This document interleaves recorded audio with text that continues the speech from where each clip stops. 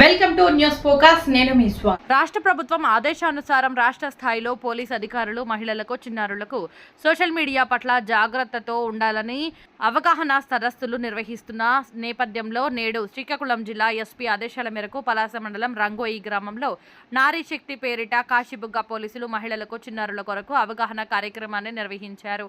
ఈ సందర్భంగా కాశీబుగ్గ ఎస్ఐ నరసింహమూర్తి మాట్లాడుతూ సోషల్ మీడియా పట్ల జాగ్రత్తతో ఉండాలని అన్నారు. ట్విట్టర్, ఫేస్బుక్, ఇన్స్టాగ్రామ్ లాంటి వాటి నుండి సైబర్ క్రైమ్ ఎక్కువగా ఉంటుందని, సోషల్ మీడియా పట్ల అప్రమత్తంగా ఉండాలని, సాధ్యమైనంత వరకు సెల్ ఫోన్లకు దూరంగా ఉండాలని, చదువు పట్ల శ్రద్ధ వహించి ఉన్నత శిఖరాలు అధిరోహించాలని ఎస్ఐ నరసింహమూర్తి హితవు పలికారు. ఎవరైనా సైబర్ క్రైమ్కు పాల్పడినట్లు తెలిస్తే వెంటనే 1930కి డయల్ చేయాలని కోరారు. కార్యక్రమంలో రంగోయి గ్రామస్తులు, మహిళలు, బాలబాలికలు పెద్ద ఎత్తున పాల్గొన్నారు.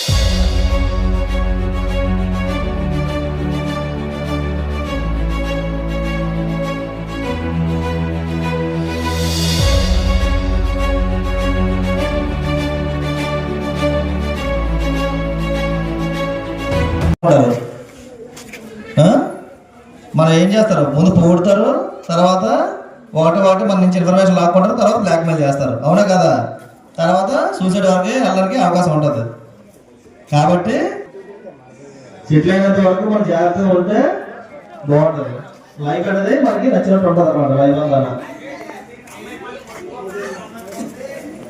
అలాగే మీ ఊళ్ళో చైల్డ్ మ్యారేజ్ ఏమైనా అంటే బిలో 18 ఇయర్స్ అమ్మాయిలు ఎవరైనా తెలుసా? అలా ఏమైనా